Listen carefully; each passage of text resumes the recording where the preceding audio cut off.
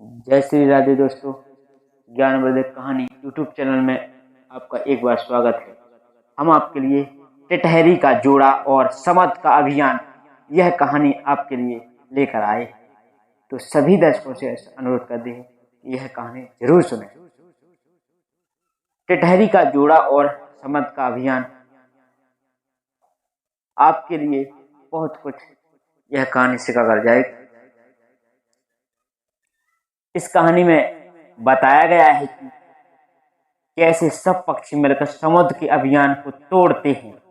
इसके बाद क्या होता है आगे की कहानी, आइए दोस्तों शुरू करते हैं। प्राचीन काल में एक विशाल समुद्र के तट पर टिटहरी का एक प्यारा सा जोड़ा रहा करता था। वे दिन भर उनके भोजन और पानी की व्यवस्था करते थे और शाम को अपने घोंसले में वापस आ जाते थे। प्रिय दर्शक, जब टिटहरी के अंडे देने का समय आया तो उसने एक दिन पहले अपने पति से कहा कि प्रिय दर्शक, जब टिटहरी के अंडे देने का समय आया तो उसने एक दिन पहले अपने पति से कहा कि वह अंडे देने के लिए कोई सुरक्षित जगह ढूंढो और मैं वहां जाकर अंडे दूंगी। टिटहरी बोली, मैं वहां जाकर अंडे दूंगी। तो टिटहरी ने उसे भरोसा देते हुए कहा कि प्रिय, यह स्थान भी पर्याप्त सुरक्षित है, तुम चिंता मत करो। तो टिटहरी बोली, टिटहरी ने कहा, जब समुद्र की लहरें उठती हैं तो एक वयस्क हाथी को भी खींच ले जाती हैं। तो प्रिय दर्शक, तो इस समुद्र के सामने हमारे अंडे कैसे टिकेंगे? टिटहरी बोली टिटहरी से, इसलिए हमें समुद्र से कहीं दूर जाकर अपने अंडे देने चाहिए। तो देखिए दोस्तों आगे क्या होता है। टिटहरी ने कहा, समुद्र इतना साहसी नहीं है कि हमारे अंडे को नुकसान पहुंचाए।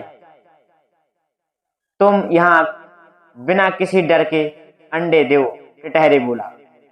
तो समुद्र भी इन दोनों की बात ध्यानपूर्वक सुन रहा था। प्रिय दर्शक, समुद्र ने सोचा, यह टिटहरा बड़ा ही अहंकारी है। वह जब भी सोता है तो अपने चार पैर आसमान की तरह करके सोता है, और ताकि कभी आसमान गिरे तो वह आसमान को अपने पैर पर उठाकर अपनी रक्षा कर सके। प्रिय दर्शक, इसका अभियान चकनाचूर होना जरूरी है। यह सोचकर समुद्र ने लहरों सहित उसके अंडे को अपने में समेट लिया। तो दोस्तों होता क्या है आगे की कहानी। शाम को जब टिटहरी अपने घोंसलों में पहुंची तो वहां अंडे ना पाकर वह बहुत दुखी हुई और विलाप करते हुए टिटहरी से बोली,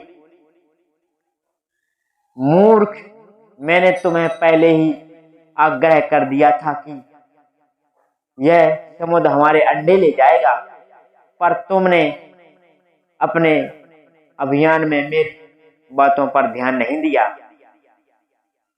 जो अपने शुभ चिंतक की बातें पर ध्यान न देते हैं उनकी यही दुर्दशा होती है। बुद्धिमान वही है जो आपत्ति आने से पहले ही आपत्ति का समाधान सोच ले, और जो होगा देखा जाएगा ऐसी ही नीति अपनाते हैं, वो शीघ्र ही नष्ट हो जाते हैं। टिटहरी और टिटहरे की यह कहानी आगे हम आपको लिए सुना रहे हैं। यह सुनकर टिटहरी से कहा, मैं मूर्ख और निष्कर्म नहीं हूं। अब तुम मेरी बुद्धि का चमत्कार देखो। मैं इस समुद्र को ही सुखा दूंगा। टिटहरी बोला, मैं इस समुद्र को ही सुखा दूंगा। और आगे टिटहरी हमें अपनी शक्ति देखकर ही किसी को शत्रुता करनी चाहिए। समुद्र तेरी दुश्मनी शोभा नहीं देती, इस पर गुस्सा करने से क्या फायदा। टिटहरा फिर आगे बोला, फिर भी घमंड में अपनी चोंच से समुद्र को खाली कर। टिटहरा बोला, फिर भी घमंड में मैं अपनी चोंच से सारा समुद्र खाली कर दूंगा। तब टिटहरे ने फिर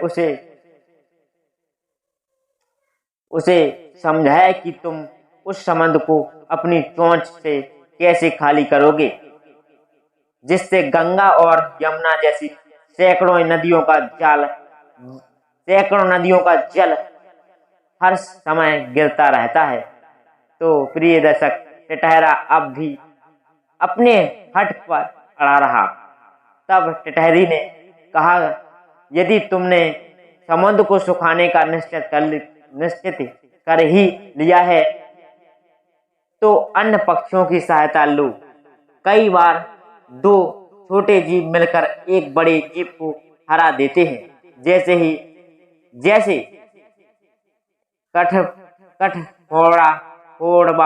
कठफोड़वा और मेंढक ने मिलकर हाथी को मार डाला था।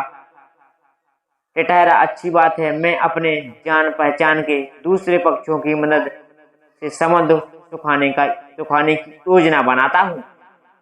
यह प्रिय दर्शकों, यह कहकर उसने हंस, बगुले, सारस, गौरैया आदि अनेक पक्षियों को अपनी व्यथा कथा सुनाई।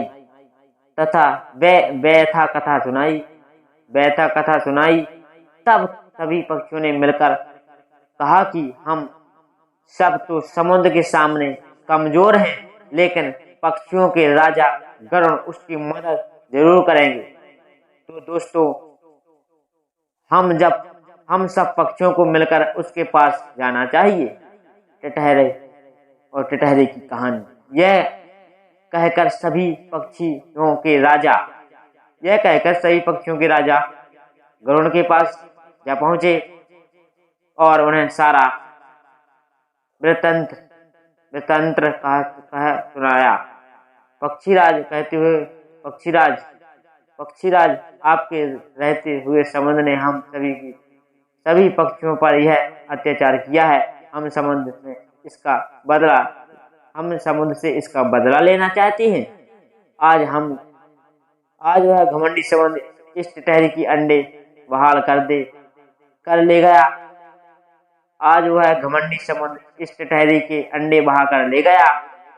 कल वह किसी और पक्षी के अंडे बहा कर ले जाएगा।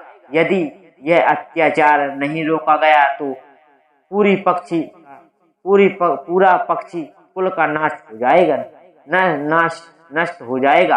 गरुड़ ने सभी पक्षियों की बात सुनकर उनकी मदद करने का फैसला किया। उसी समय भगवान श्री विष्णु का एक दूत गरुड़ से मिलने आया। प्रिय दोस्तों, उस समय उस दूत के माध्यम से भगवान श्री हरि ने गरुड़ को सवारी के लिए आमंत्रण भेजा था। गरुड़ ने दूत से क्रोध पूर्वक कहा कि जाओ और भगवान विष्णु को दूसरी सवारी का व्यवस्था करने के लिए कह दो। प्रिय दर्शक, गरुड़ ने दूत से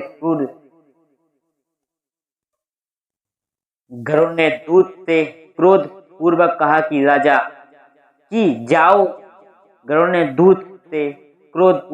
कि जाओ और श्री हरि विष्णु को दूसरी सवारी की व्यवस्था करने के लिए कह दो। दूत ने क्रोध का कारण पूछा तो गरुड़ ने सारा वृत्तांत सुनाया। प्रिय दर्शक, दूत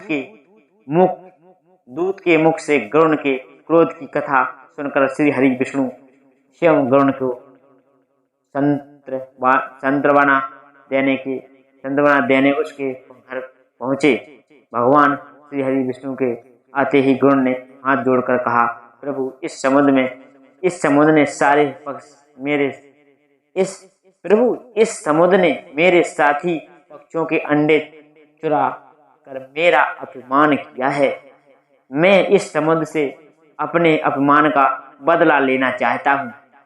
तो भगवान श्री हरि विष्णु जी ने कहा, तुम्हारा क्रोध उचित है, समुद्र को ऐसा नीच काम नहीं करना चाहिए। मैं उन अंडों को वापस समुद्र से टिटहरी तक पहुंचा दूंगा। मैं उन अंडों को वापस समुद्र से टिटहरी तक पहुंचा दूंगा। उसके बाद हमें हमारा वती भी जाना है। प्रिय दर्शक, तब भगवान हरि श्री विष्णु भगवान ने अपने धनुष पर अग्निय बाण चढ़ाया और समुद्र से कहा, दुष्ट समुद्र, अब वे अंडे टिटहरी को वापस दे दो, नहीं तो मैं तुम्हें पल भर में सुखा दूंगा। श्री हरि बोले, मैं तुम्हें पल भर में सुखा दूंगा। भगवान श्री हरि विष्णु भगवान के डर से समुद्र ने टिटहरी को अंडे वापस दे दिए और इस तरह पक्षियों का उद्धार हुआ। प्रिय दर्शक, यह कहानी से हमें यह सीखने को मिलता है कि हमें किसी को कमजोर नहीं समझना चाहिए। ठान लो तो संभव नहीं। किसी को इस कहानी से हमें यह सीखने को मिलता है कि हमें किसी को कमजोर नहीं समझना चाहिए। ठान लो तो असंभव भी संभव हो जाता है।